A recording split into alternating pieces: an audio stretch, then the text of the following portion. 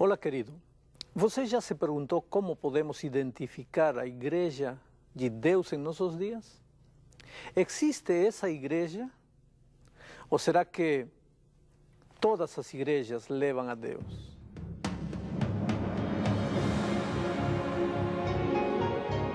Ele permaneceu através dos tempos. O livro de Deus, a Bíblia. Indispensável em nosso mundo complexo. Está escrito, transmitindo esperança ao redor do mundo. Apresentado por Alejandro Bulhon. Hoje, a mulher vestida de luz. Centenas de pessoas assistiam à cruzada evangelística aquela noite quando subitamente uma mulher foi possuída pelo demônio. Os gritos que ela dava eram horríveis. A multidão aterrorizada olhava para mim como se perguntasse: o que fazemos? Algumas pessoas tentavam segurar a mulher, mas não conseguiam. A força daquela mulher era descomunal. Jogou todos os que a seguravam para um lado e, levantando um enorme banco, atirou na minha direção. Tive que sair de lado para não ser atingido. Depois, ela começou a aproximar-se de mim rastejando, jogando espuma pela boca, com os olhos vermelhos como sangue e gritando: vou te matar. Eu não faço nada contra você e você vive me perseguindo. Ameaça? Medo? Perseguição? Não sei. Mas ao longo da vida tenho visto muitas vezes pessoas serem possuídas pelo demônio. É um quadro deprimente. Dói ver seres humanos completamente dominados pelas forças do mal. Mas estamos em guerra, já ouvimos. A guerra começou no céu e transferiu-se para a terra. E ao longo da história humana, as tentativas e os métodos que o inimigo usou para arruinar o ser humano e desvirtuar a adoração e a obediência devidas a Deus foram os mais variados. No capítulo 12 de Apocalipse, encontramos profetizado mais um capítulo desta guerra. Está nos versos 1 ao 3. Viu-se grande sinal no céu, a saber, uma mulher vestida de sol, com a lua debaixo dos pés e uma coroa de 12 estrelas na cabeça, que, achando-se grávida, grita com as dores de parto, sofrendo tormento para dar à luz. Viu-se também outro sinal no céu, e eis um dragão grande, vermelho, com as 7 cabeças, 10 chifres e nas cabeças 7 diademas. Quem é esta mulher?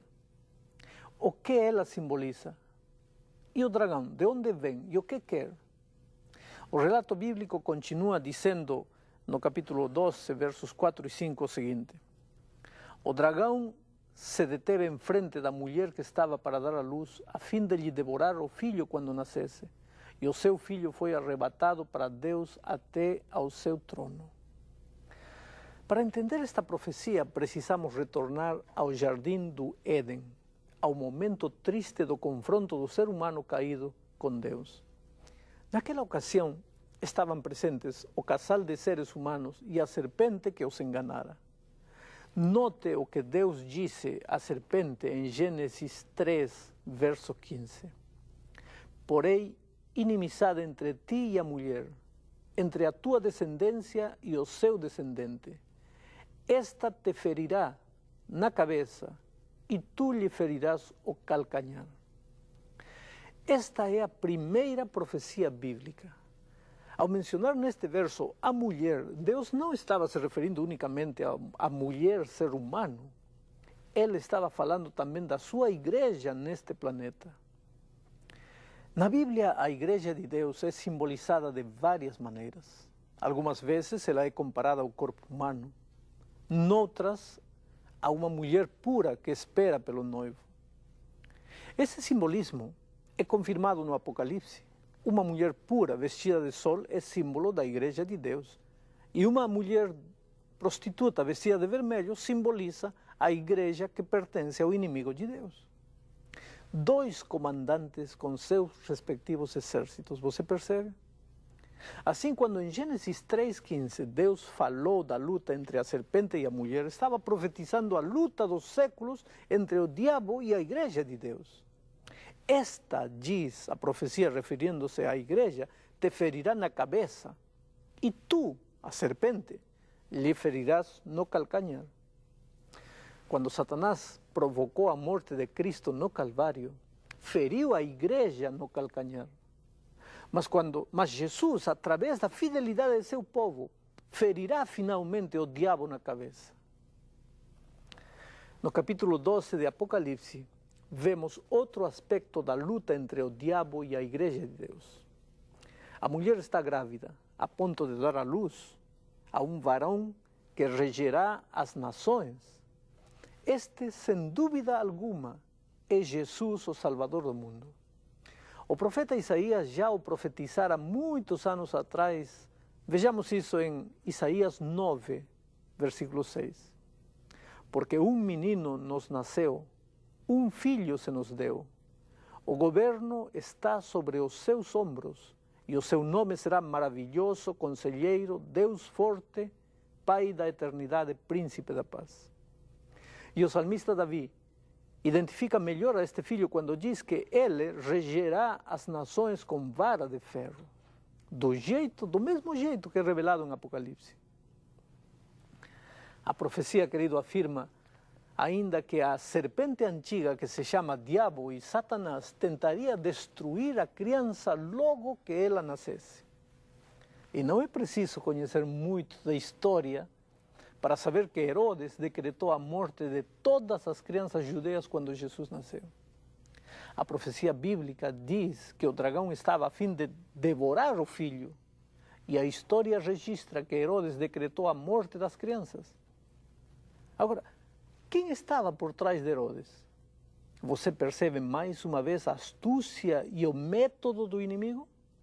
Ele não se mostra como é, usa as pessoas, esconde-se atrás delas, controla-as, domina-as e leva a cumprir seus propósitos escusos. Evidentemente, a mulher que foi possuída pelo inimigo na noite em que eu estava pregando e Herodes, ambos, não passavam de marionetes nas mãos do antigo enganador. Ele, o diabo, tentou destruir o filho da mulher e tratará hoje também de destruir os nossos filhos. Porventura, está você como pai sofrendo por causa de algum filho que se encaminha rumo à destruição? Quem você acha que está por trás das sensações alucinantes das drogas? Quem está por trás das ideias de liberdade que não passam de libertinagem, mas que levam a juventude de hoje a viver sem princípios éticos nem morais? Tudo é permitido, dizem, mas se machucam, ferem-se a si mesmos e destroem seu futuro. Outro dia falava com um jovem que fugira da casa dos pais para viver uma vida dissoluta. Você é o sonho de seus pais, disse para ele, colocando a minha mão sobre seu ombro. Ah, pastor, respondeu-me, eu não estou a fim de realizar os sonhos dos meus pais, eu quero realizar meus próprios sonhos. Mas que tipo de realização é essa que leva o jovem a perambular pelas ruas madrugada dentro, sentindo-se um lixo? Que tipo de sonho é esse que só cria nele o vazio, o desespero e a loucura depois que o efeito da droga passa? Ah, querido, existe uma força oculta por trás de tudo isso. Lares divididos, filhos desobedientes, pais ditadores, ideais desfeitos, sonhos estraçalhados, tudo tem um autor. O dragão que tentou devorar o filho da mulher e que tentará hoje devorar os nossos filhos. Apocalipse 12, no verso 6, continua apresentando a luta entre a igreja de Deus e o dragão. Ele diz: a mulher, porém, fugiu para o deserto onde lhe havia Deus preparado lugar para que nele a sustentem durante 1260 dias. Esta profecia fala de perseguição. Veja o que diz o verso 13. O dragão perseguiu a mulher que dera à luz o filho varão. Será que a igreja de Deus foi perseguida em alguma época da história? Os anais da história universal provam que sim. A história registra um período escuro da humanidade, uma época em que se tentou dominar a consciência das pessoas, perseguiu-se a elas por causa da fé. A igreja cristã e o Estado se uniram e, consequentemente, começaram a entrar no seio da igreja costumes pagãos que a palavra de Deus condenava. A profecia, porém, indicava que a verdadeira igreja de Deus não perseguiria, mas seria perseguida. E por isso fugiria ao deserto por um período de 1260 dias. Já vimos que profeticamente um dia significa um ano. O que quer dizer que a igreja verdadeira de Deus se esconderia no deserto por um período de 1260 anos. Durante este período, as pessoas que teimavam, entre aspas, em obedecer à Bíblia e somente à Bíblia, foram cruelmente perseguidas. Muitos, como os valdenses, tiveram que se esconder nas cavernas das montanhas para poder sobreviver. Quase literalmente a terra abriu a sua boca para esconder a mulher que era a igreja de Deus. O que provocava tão furiosa perseguição? Simplesmente a obediência que a verdadeira igreja prestava à palavra de Deus. Afinal, aquela mulher é apresentada no capítulo 12 de Apocalipse como vestida de sol. O que significa sol?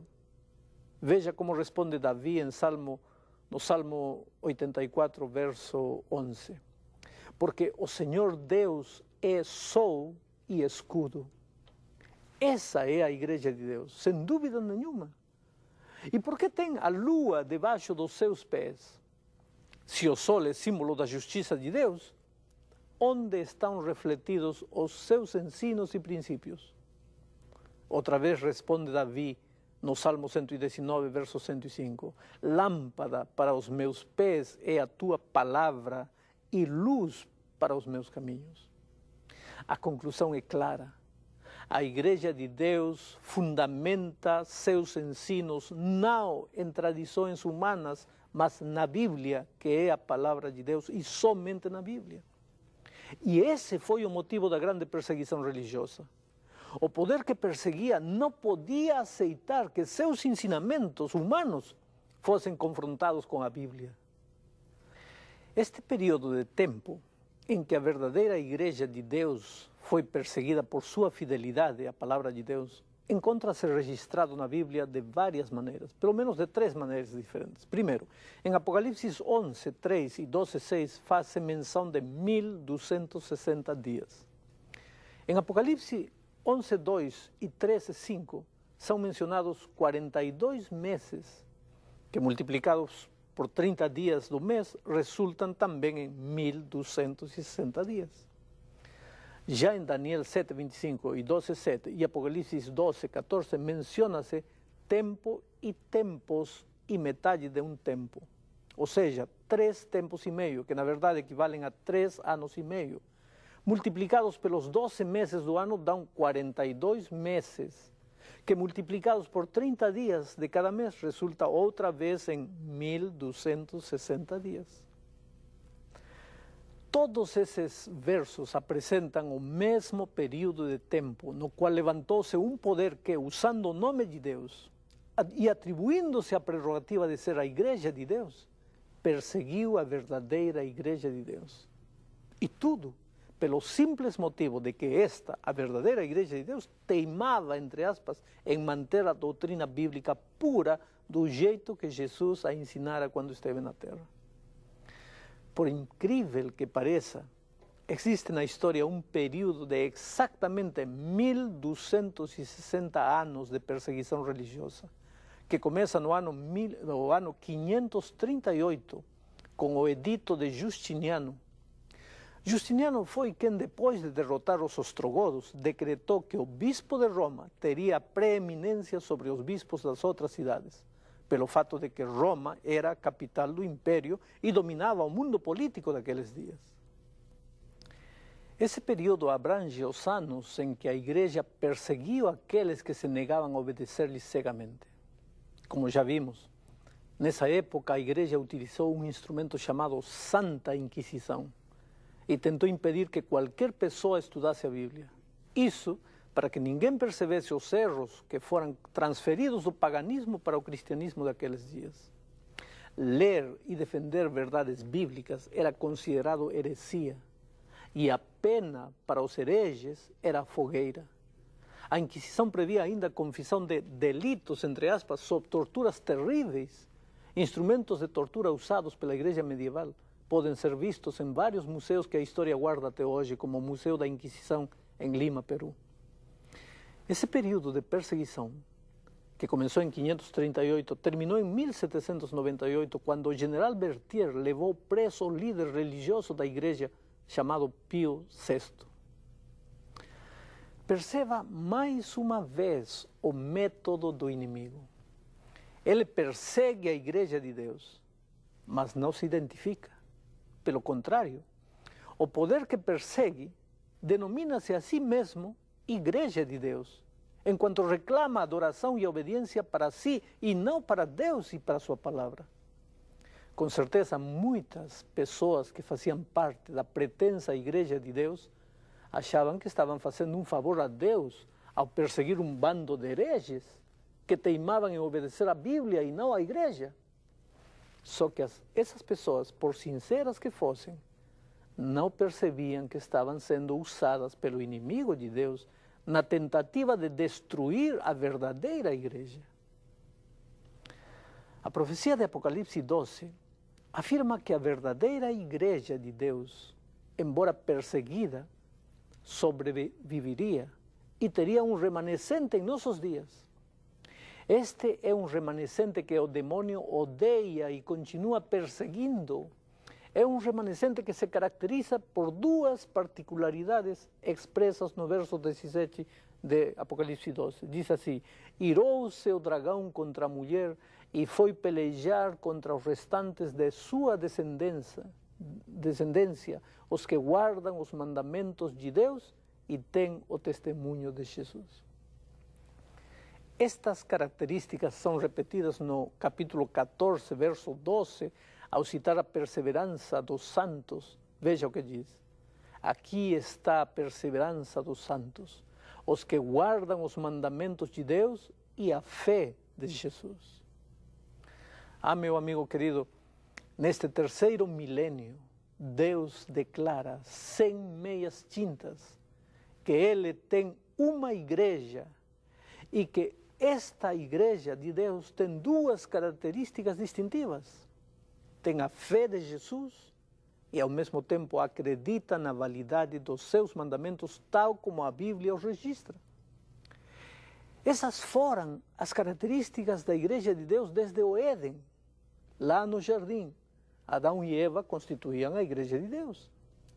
Eles eram seus filhos, seu povo. Mas o inimigo estava ali para destruir o povo de Deus e apresentou-se disfarçado de serpente, tentando desvirtuar os dois pontos básicos do relacionamento com o Criador: adoração e obediência. Se comerdes da árvore, disse a serpente, sereis como Deus. Dizer, você não precisa de Deus, pode ser seu próprio Deus. Não tem por que obedecer. Adão e Eva, infelizmente, caíram, mas depois se arrependeram e tornaram a constituir o povo de Deus. Então vieram os filhos Caim e Abel. Naquela época, Deus pediu o sacrifício de um cordeiro como símbolo de Jesus, o cordeiro de Deus que tira o pecado do mundo. Abel obedeceu, levou um cordeiro expressando sua fé no Salvador. Caim não, Caim desobedeceu. Levou o fruto da terra, direcionando a sua adoração para o fruto de seu trabalho. Ali, naquele momento, originou-se a igreja do inimigo de Deus neste planeta. Os dias passaram e a Bíblia registra em Gênesis 6, verso 2, a divisão clara destes dois grupos de pessoas. Veja o que diz: vendo os filhos de Deus que as filhas dos homens eram formosas. Percebe? Filhos de Deus, por um lado, filhos dos homens, por outro lado. Aí estão as duas igrejas do mundo, porque só existem dois comandantes, e se só existem dois comandantes, só existem duas igrejas. Antes do dilúvio, Noé, sua família e muitas pessoas que começaram a construir a arca faziam parte da igreja de Deus. Infelizmente, muitos abandonaram as fileiras dos fiéis. Quando o dilúvio chegou, somente Noé e sua família constituíam o povo de Deus que ele salvou. Somente eles adoraram ao verdadeiro Deus e obedeceram a ordem de construir a arca. Depois veio o tempo de Abraão, posteriormente chamado de Abraham, que vivia adorando e obedecendo ao Senhor numa terra cheia de incrédulos, e Deus um dia o chamou. Leiamos juntos o que diz agora no capítulo 12 de Gênesis, versos 1 e 2. Sai da tua terra, da tua parentela e da casa do teu pai, e vai para a terra que eu te mostrarei. De ti farei uma grande nação e te abençoarei e te engrandecerei o nome. Abraão e seus descendentes são claramente identificados na Bíblia como a Igreja de Deus. As duas características daquele povo eram a adoração ao verdadeiro Deus, Criador dos céus e da terra, e a obediência fiel à sua palavra, que incluía os mandamentos que Deus escreveu posteriormente em tábuas de pedra no Sinai. Mas quando Jesus veio a Israel, que era seu povo, Israel não o aceitou. Rejeitou-o. Eles disseram que não aceitavam outro, senão César. Mas houve 12 israelitas que aceitaram Jesus. Os 12 discípulos que Jesus usou para estabelecer a igreja cristã. Por isso podemos dizer que o povo de Deus sempre existiu ao longo da história. E sempre teve duas características. Israel pensava que era o povo de Deus por herança, mas esqueceu que somente seria povo de Deus se o adorasse como o verdadeiro Deus, o Deus que se fez carne na pessoa de Jesus, e obedecesse aos seus mandamentos. E querido, a igreja cristã corre hoje o mesmo perigo. Ela não será a igreja de Deus só porque Jesus a estabeleceu no início de sua história, mas continuará sendo igreja de Deus na medida em que adore unicamente o Deus verdadeiro na pessoa de Jesus Cristo e obedeça a sua palavra, que inclui os mandamentos. Afinal, essas foram as características do povo de Deus ao longo da história. Mas Deus sabia que hoje o ser humano andaria confuso diante de tantas igrejas e religiões. Todas pretendem ser a igreja de Deus, e algumas mais benevolentes ainda defendem a ideia de que todas as igrejas finalmente conduzem a Deus. E querido, é muito fácil tomar posições radicais em diferentes aspectos da vida, embora seja pouco prudente fazê-lo.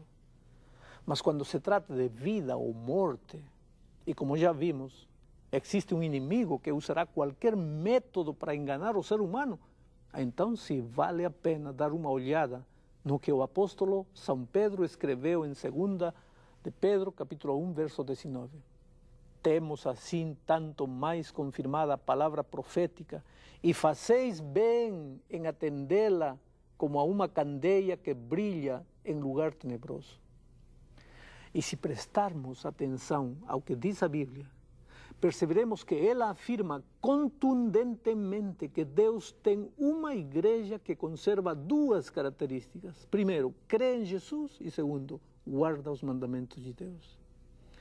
O dever de toda pessoa sincera é, através do estudo consciencioso da palavra de Deus, achar essa igreja e preparar-se para viver no terceiro milênio sem medo do futuro.